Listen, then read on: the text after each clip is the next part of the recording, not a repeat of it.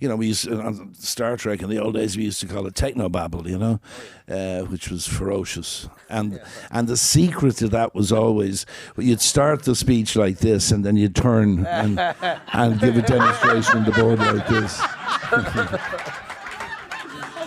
So they could change the dialogue on your back. No, then you ADR it. You just ADR it then, see? Well, because you got to sound like you know what you're talking about, but that's the key. That's the key.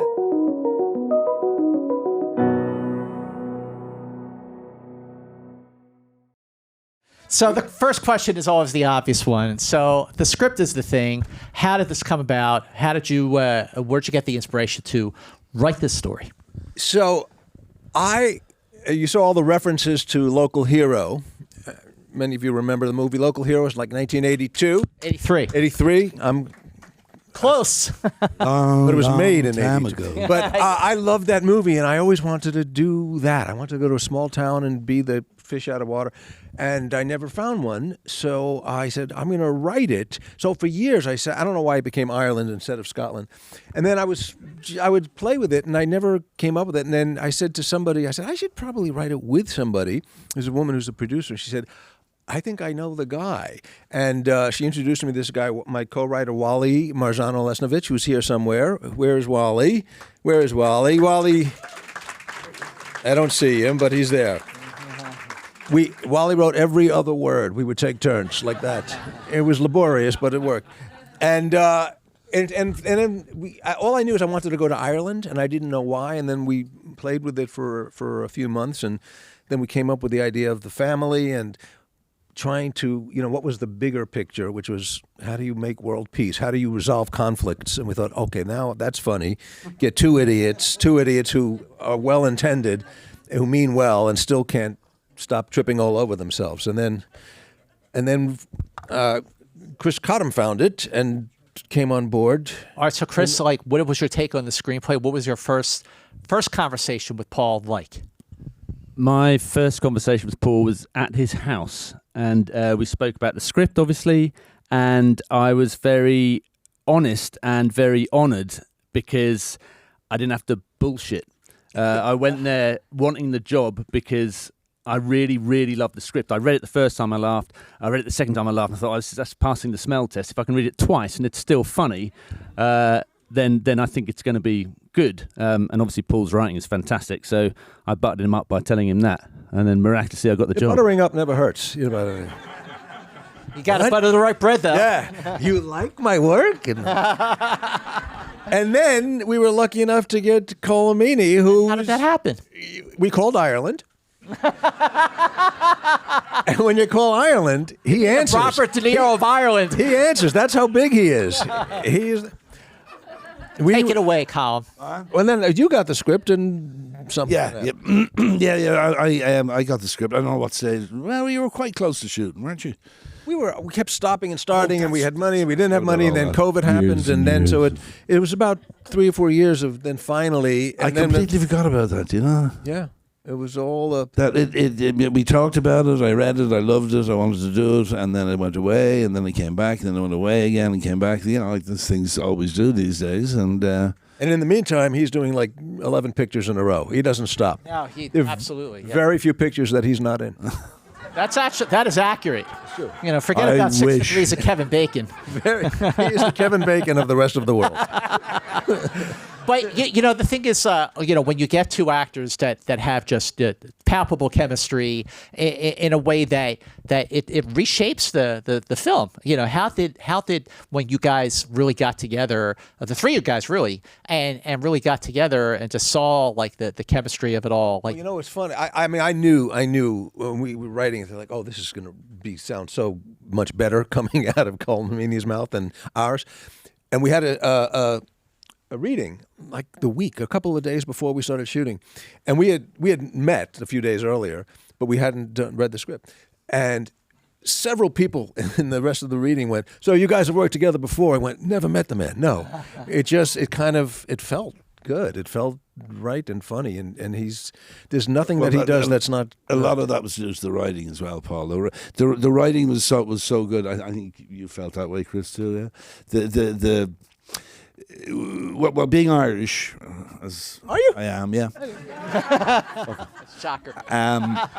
No, but scripts about Ireland, especially scripts written by Americans, Oh, that's a dig. has to be said, can be a bit dodgy, They can be, there was, what was that, the Mountain Time or something came out a couple of years ago. It was a bit... And, when I got this script, I thought, ooh, might be one of them. But I was so pleasantly surprised. And so, well, not so surprised, the wrong word. I was just so pleased to get a script that actually kind of was funny, was very Irish, and actually portrayed Ireland as it is kind of today. And I said this to Paul just now, actually, about how it's lovely to see, a diversity of people and of sort of sexuality and everything else that exists in Ireland today and has existed for quite a while. But a lot of observers are slow to kind of catch up with that. And that was one of the things that really impressed me about the script, that it was really, really inclusive and accurate in terms of the Irish society today, but still kept the kind of the humor and the kind of I don't know how you describe it, our sort of weird logic in certain situations and things like that. But you managed to keep that. It was also, and the cast, everybody other than Jane Levy and myself, it was all Irish, and they all brought things, and there were certain sentence structures that they would change and went, oh, that sounds so much better than what we wrote. But I remember when we were so thrilled, Wally and I, when your first response, that you responded to the script and you said, it didn't sound like the usual Americans writing Irish. I remember you said, I'm so glad you didn't say top of the morning to you. I went, yeah. But it's like being on Australia saying, throw another shrimp on the barbie. Don't do that. But that was Chris's agenda in making the film, was always, we want to make it so the actual Irish audience feels like we got it right. More than the Talk rest of more the world. to that. Yeah, I think that's true. I've worked in Ireland for a long. I live here.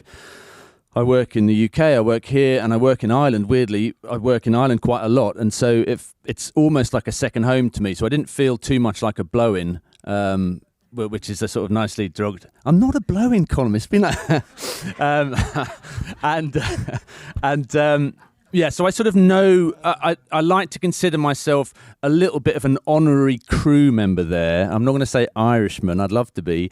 And so the people that I work with who help me make the film sort of do keep a little eye on how it's going. And I had enough experience over the last kind of 20 years of directing there to feel that I could come at this with a sense of authenticity. And obviously having all the cast being Irish and Colm being Irish, that's a pretty decent stamp of authenticity as well. And as Paul said, Paul and Jane were the blow-ins, thankfully, on this one. Blow-ins. I'm curious, when you are preparing, especially in this case, Colm, this is your home turf, but Paul, it's not yours. So in the case of filming on location, how did that elevate your performance, and especially the scenes that the two of you had together? Well, in the scene in the beginning when he first picks me up and we're driving, and we had written that was one of the first scenes I think we wrote, and the gist of the comedy was they're both trying to be clever and they just keep bouncing off each other. They're so close to being friends, but they keep missing. But the text was, wow, it's so pretty here. And when we were filming it, I actually said that. Oh, that's actually the line. I was like, because it is so unbelievably beautiful there. And you always hear, oh, it's really green. I went, we have green.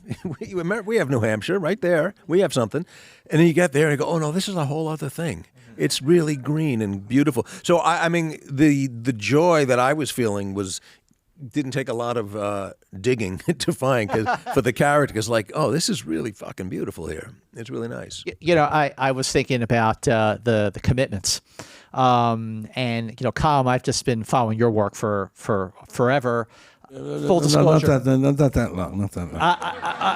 Full disclosure, I'm a diehard Star Trek fan. So big fan of Next Gen and DS9. So, but both you guys, you do TV, you do film, you do bigger budget things. You just did Beverly Hills Cop Axel F, and you do lower budget films. When you're working on a film like this, which was low budget, and it's like came and went. Like, what's the thrill for as an actor to do an independent movie, especially when you probably have to shoot very fast? Well, I quite like shooting fast, actually.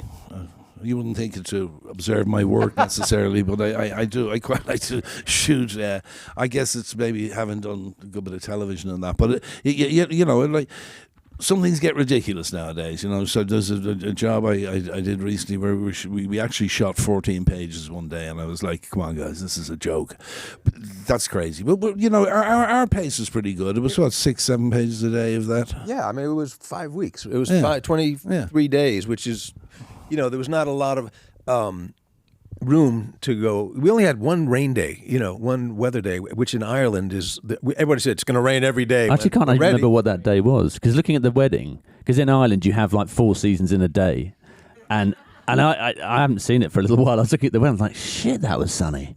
It was beautiful. It was, and that was the day we were supposed to shoot the wedding. But also, part of it, comes from the top, and Chris is really, really prepared and really easygoing and funny and silly, and so that trickles down. So the crew, by the time I got the crew, he had assembled the crew, and everybody was just top notch and happy. And also, I think there was a feeling that you were saying that they were going, "Oh, this really reflects Ireland nicely," and we're not taking digs at anybody. And I mean, and I said it's a New Yorker's love letter to Ireland, which is really what it is for me.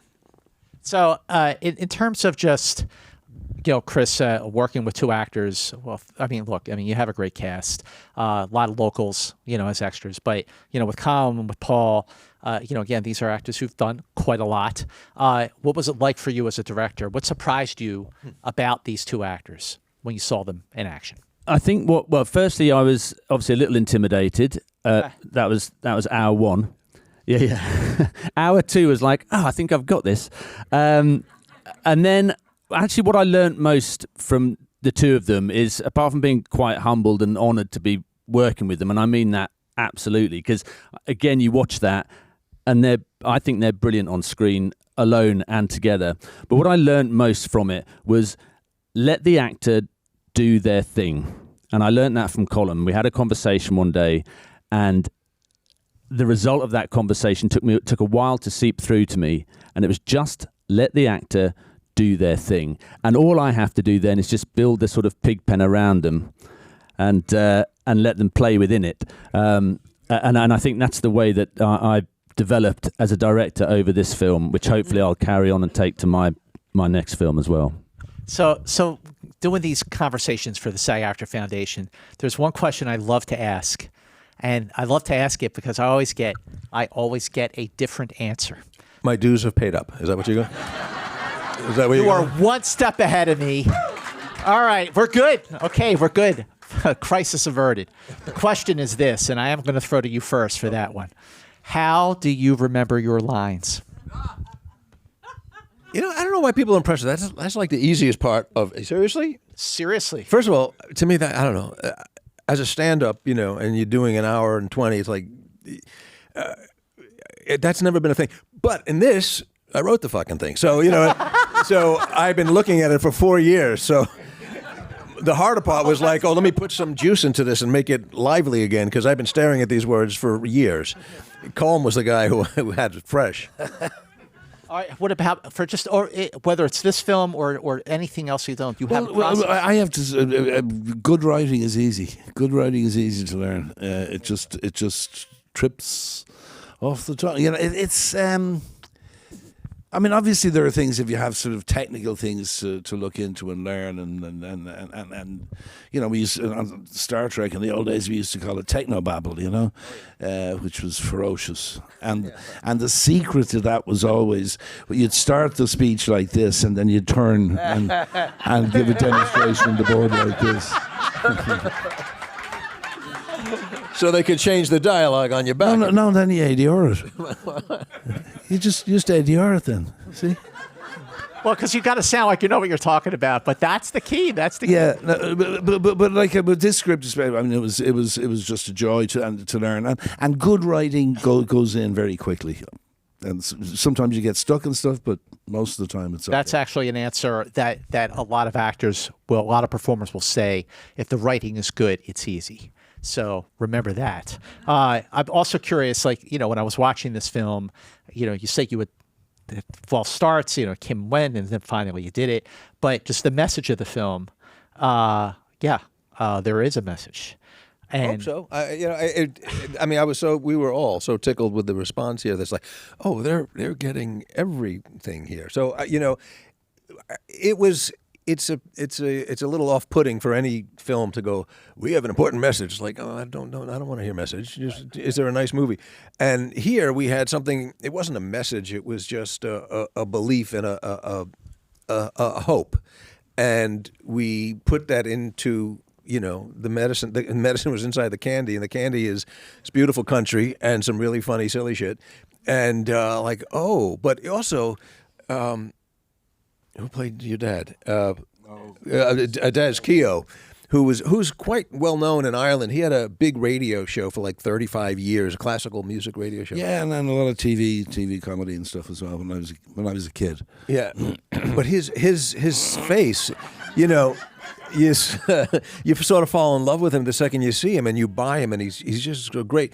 And what sort of a little bit of leavens the message is, oh, here's an old guy who's at 80 going, why is this world so full of people hurting each other? It's like, oh, coming out of him, that I can buy that, as opposed to somebody standing on a soapbox like, oh, I feel for this guy. But you know, to your point, Paul, it does not feel at all like there's any soapbox here. It just sort of like that just kind of crept up on me, and I went, you know what? This is exactly the kind of movie we need right now. But for you, Chris, to direct a film like that, right? Absolutely. This is absolutely. There's our ad slogan right there. Right? You like that?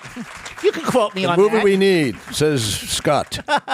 But to sort of keep that subtle so that it's there for people to realize it on their own and, you know, play up the comedy and all that, that's got to be a challenge for you, Chris, as a director, to not let it get heavy-handed. Yeah, I think what was interesting about it is this is the first time I've seen it for a little while, as I said earlier, and it's actually sort of stewed rather nicely. And I didn't really realise how, because I didn't obviously know where the world was going when we made it, and it was only 18 months or so ago.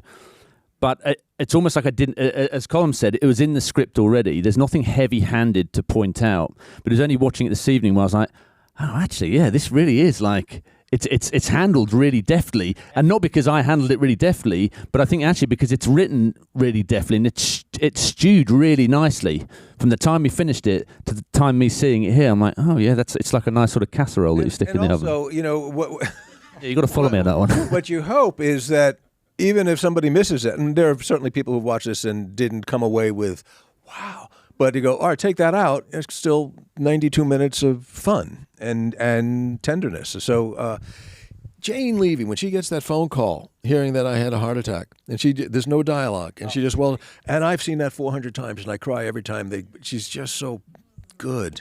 She's so powerful. Well, sitting through the film, because I know you all watched the movie tonight, like, what'd you think? This is your first time seeing it fully. It was, yeah. No, I loved it. I was so. I mean, I had high expectations. I think though, because you know we had such a good time making it, and I'd seen the trailer. That's plenty. That's enough. You don't need more than that. And the trailer's really good, and it's funny because I got. I got sort of texts and calls from loads of people who I hadn't been in touch with for some time, saying that they'd seen this trailer for this movie and it was really good. When did you make it? You know, and this sort of stuff. So I kind of had, you know, expectations, and they were certainly met tonight. It was just a joy for me to watch it, to watch all the performances, to watch the beautiful work Chris did, which you don't think about when you're, you know, dealing with a fucking director and Pouncing around with my cigarette and my top hat on. Yeah. Top of the morning to you, Colm. your beret and riding crop. And also the great performances all around the picture. I mean, they're just terrific actors. And I hadn't worked at most of them. And Descio, when I was a kid, Descio was like a big name. And Niall comedy. Niall Buggy, yes. The bald head, his friend. Yeah. You guys did a play like 40 years. Yeah. Stephen Ray directed for Brian Friel's company. Yeah. Wow. 1982. It's 40 years. Yeah. Well, now that you have all seen this film, do spread the word. And, how do you do that? You go on social media. So, if you want to use TikTok, Instagram, Facebook. Tell a friend. If you want to use X, knock yourself out. But please spread the word about The Problem with People. Thank you for being here at tonight's SAG-AFTRA Foundation Conversation for The Problem with People. What a cast, what a director. Thank you all Thank you all for coming. much. Really appreciate it. Thank you.